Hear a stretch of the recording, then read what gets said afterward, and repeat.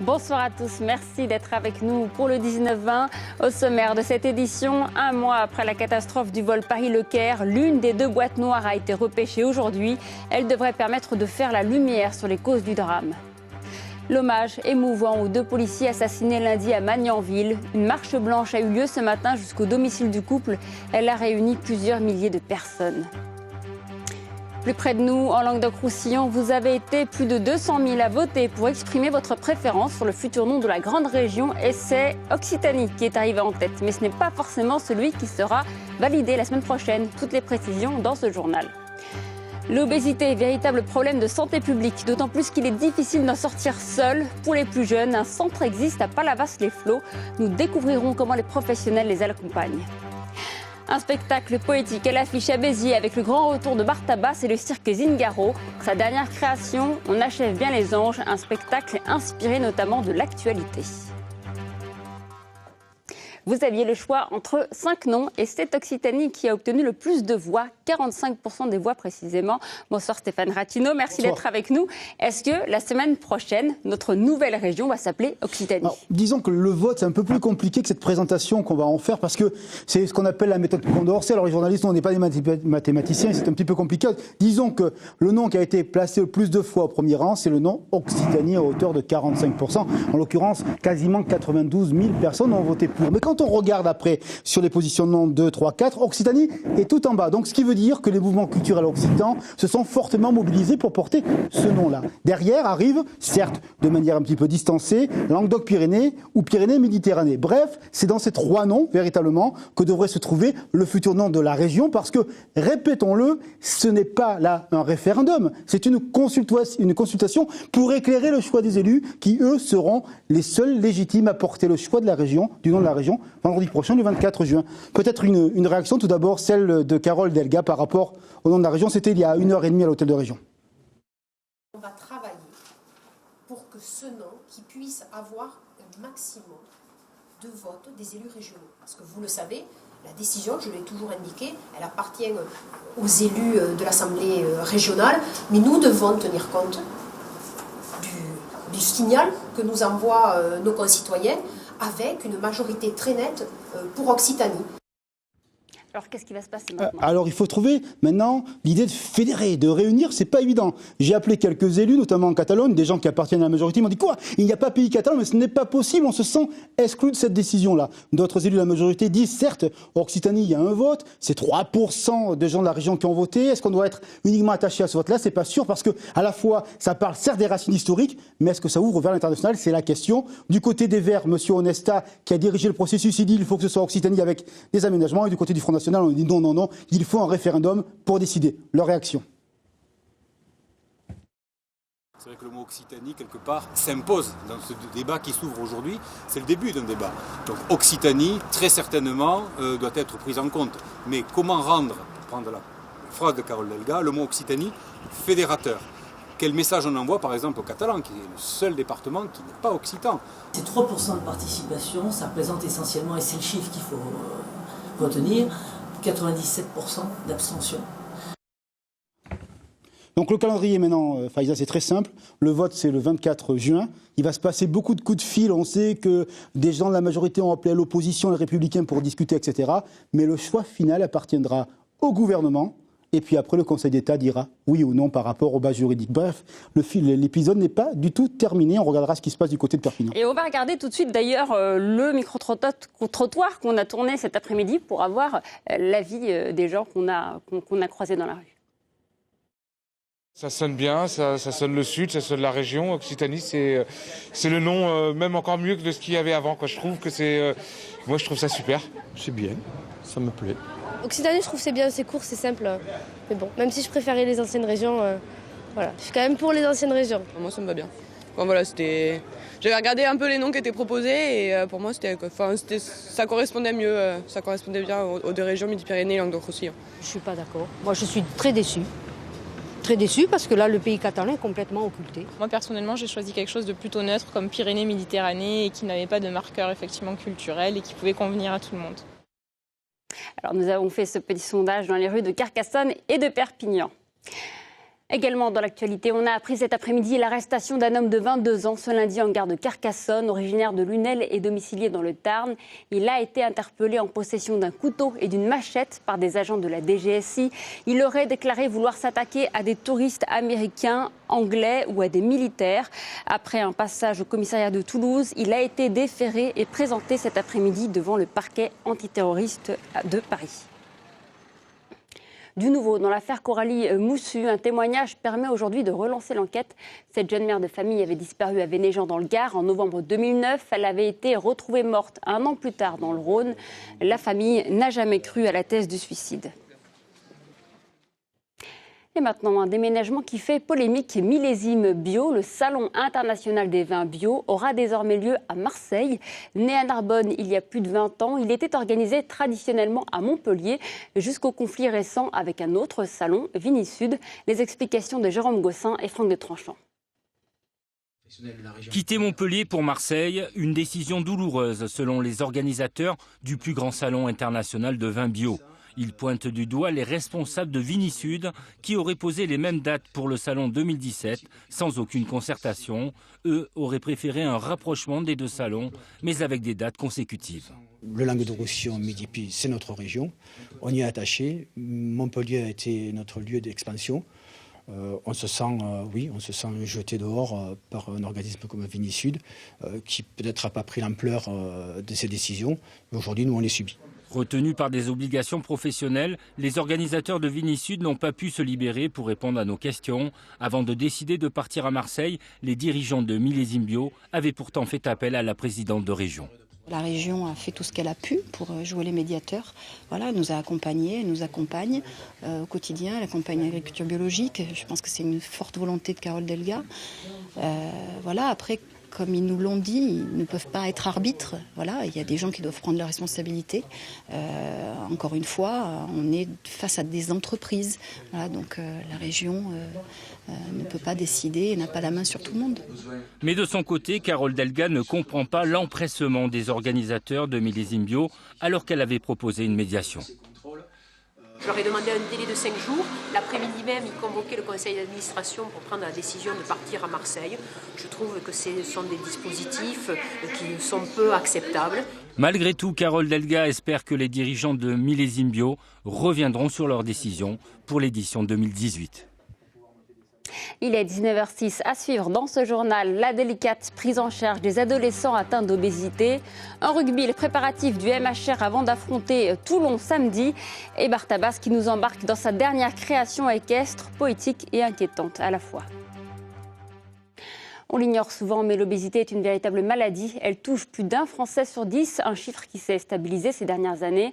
Pas facile d'y remédier quand on est adolescent. Un centre spécialisé les aide à s'alimenter autrement. Reportage de Karine Alazé. L'idée, c'est qu'en fait, ça soit très épicé pour que ça fasse quand même condiment dans le plat.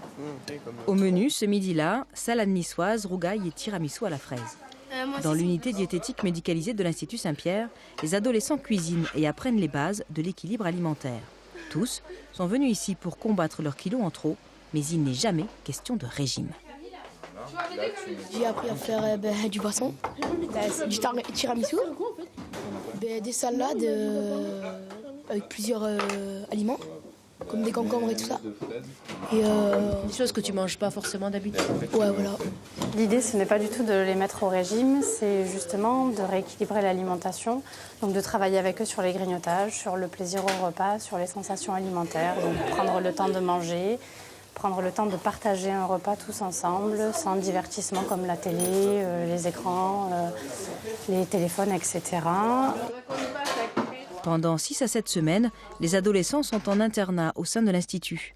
Ils y poursuivent leur cursus scolaire. Là, tu as 22 sur 44, tu as une chance sur 2. Le groupe bénéficie d'une prise en charge globale. Médecins, psychologues, diététiciens sont là pour leur expliquer leur maladie, comment lutter contre. Le diabète, alors, bon, là on va le mettre à côté parce que c'est pas le cœur, c'est pas les articulations. Et pourquoi l'obésité est dangereuse pour leur santé, sans jugement ni culpabilité, un répit apprécié. Qu'il y avait personne qui se moquait, on était tous pareils. Voilà. Tu as perdu du poids comme tu voulais? Ouais. Je vais plus me mettre au sport, je vais manger plus équilibré. Puis voilà. Allez, top, c'est parti. Le sport occupe une place importante dans le séjour à Palavas. Cet après-midi, c'est 45 minutes de marche rapide sur la jetée. La pratique sportive est bien sûr adaptée à la condition physique des jeunes. L'important, c'est qu'ils y prennent goût. Vraiment, la notion qu'on essaie de leur inculquer, c'est prendre du plaisir. Car quand on fait une activité et qu'on prend du plaisir, c'est une activité qu'on va faire régulièrement et sur du long terme. L'activité physique fait fondre au niveau du ventre et c'est cette graisse viscérale qui est dangereuse pour la santé. Donc on a tout intérêt, nous, à leur faire perdre aussi ça. Donc il y a le côté, on va dire, morphologique et puis après il y a tout le côté bien-être. On a une ado qui a perdu 2 kilos sur le stage, mais ça lui va très bien. Parce que autour de ça, elle a gagné en confiance en elle, en estime d'elle-même. Tout ça autour, pour nous, c'est gagné. Dans quelques jours, ces adolescents vont rentrer chez eux. Le plus difficile commencera alors, garder la motivation acquise ici pour gagner le combat contre l'obésité. Bonsoir David Noka, merci d'être sur ce plateau. Vous êtes chirurgien de l'obésité. On vient de voir ce reportage. Est-ce que ce type de prise en charge est suffisant ? Ce reportage est extrêmement intéressant et vraiment tous les sujets ont été abordés, que ce soit le problème d'éviter des régimes trop restrictifs ou les problèmes de pratiquer une activité physique régulière. C'est une structure qui est vraiment cohérente dans la prise en charge. Pourquoi un régime trop restrictif n'est pas bon ? Je crois que les gens qui sont obèses veulent perdre du poids trop rapidement, et ça se comprend. Et on n'a pas des règles de vie qui sont vraiment idéales au long cours. On ne peut pas tenir un régime trop restrictif au long cours. Donc il faut vraiment changer son mode de vie, essayer d'avoir des règles simples et pratiquer une activité physique régulière.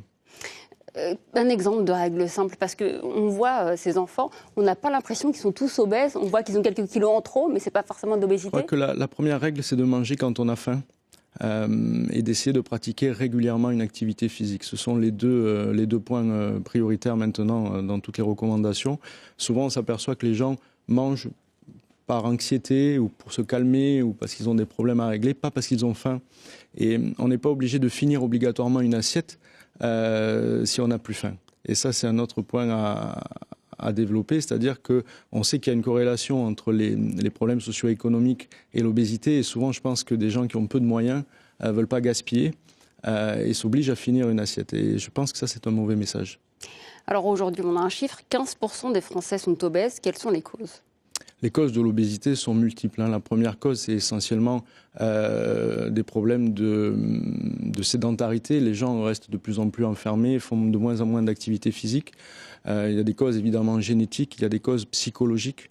On s'aperçoit dans toutes les consultations qu'on a au CHU de Montpellier que souvent les patients ont décompensé des troubles alimentaires après un décès, après un accident, après un licenciement. Donc dès qu'on a un gros coup psychologique et qu'on n'est pas soutenu, souvent l'alimentation et la mauvaise alimentation... Et ça peut être la porte de l'obésité ? Tout à fait, tout à fait. Il y a énormément de causes.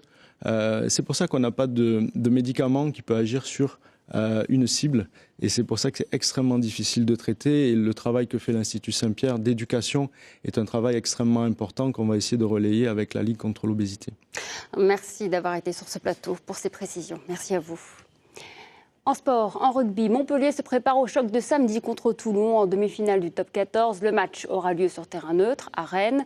Après leur victoire en barrage dimanche dernier face à Castres, la priorité cette semaine pour les joueurs de Jack White, c'est la récupération. Christophe Monteil et Bruno Pension-Villon. Semaine de calme pour les joueurs du MHR. Le calme avant la tempête qui s'annonce samedi prochain avec le choc des poids lourds Montpellier-Toulon en demi-finale du top 14. Alors pour l'instant, le maître mot, c'est récupération après le combat victorieux contre Castres dimanche dernier. Au programme lundi off, mardi vidéo et ce mercredi départ pour la Bretagne où le match aura lieu.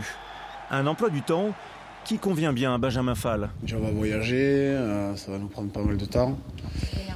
De l'énergie, on va très peu s'entraîner toute cette semaine. Donc voilà, ça sera plus sur de la précision tout au long de la semaine, de la vidéo, etc., etc.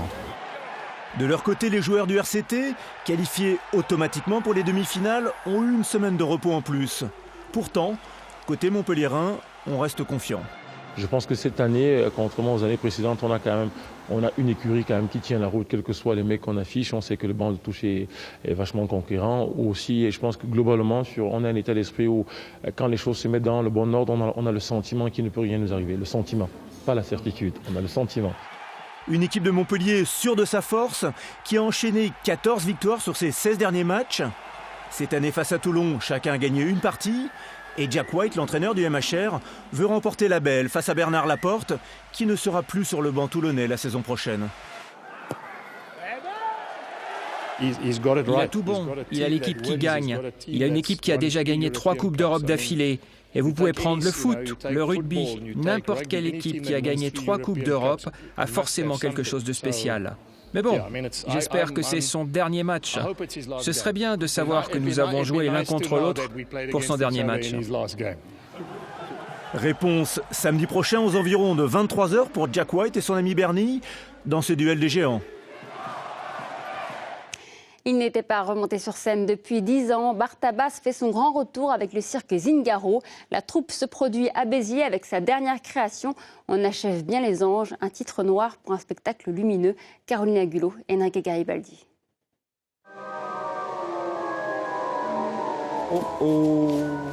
Mais moi je trouve ce qui est formidable chez Bartabas, c'est qu'il arrive à se renouveler, à retrouver toujours des idées extraordinaires, quoi. Étienne Régnier est le plus ancien des cavaliers voltigeurs de Bartabas. Il est débarqué dans la troupe il y a maintenant 27 ans. Entre l'homme et l'animal, la confiance est absolue.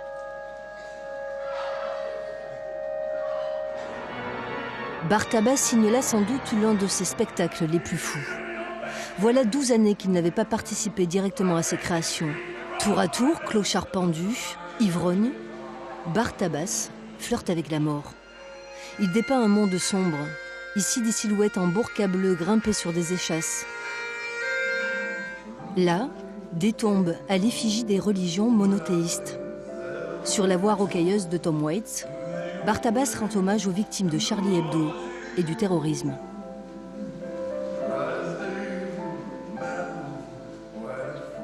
Avec tout ce qui se passe dans le monde en ce moment, je trouve que ça a un rapport avec tout ce qu'il a. Il a été inspiré des événements en ce moment du monde et il les a intégrés à sa façon dans ce spectacle. Et il balance plein d'images et chacun fait, il n'y a pas un thème en disant je veux raconter ça, il balance des images, tout ce qu'il ressent et le public prend ce qu'il veut.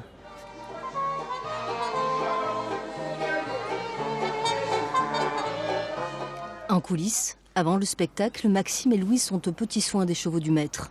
Bartabas monte 6 chevaux sur scène. Chaque animal est dressé au millimètre, chacun pour un tableau.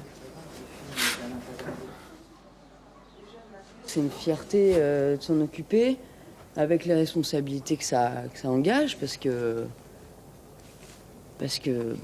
on n'a pas de remplaçant en fait, on n'a pas de doublure. Donc il ne faut pas qu'ils s'abîment, il ne faut pas qu'ils se fassent mal, il faut qu'ils aillent bien dans leur tête. Et ça, c'est vraiment important. Voilà. On achève bien les anges. C'est 2 heures de spectacle.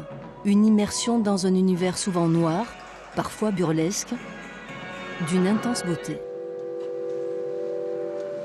Spectacle magnifique, sensationnel, franchement, à voir. Beaucoup de finesse avec la danse des chevaux. Moi, j'ai beaucoup aimé. Époustouflant, c'est un peu de poésie dans un monde de poésie.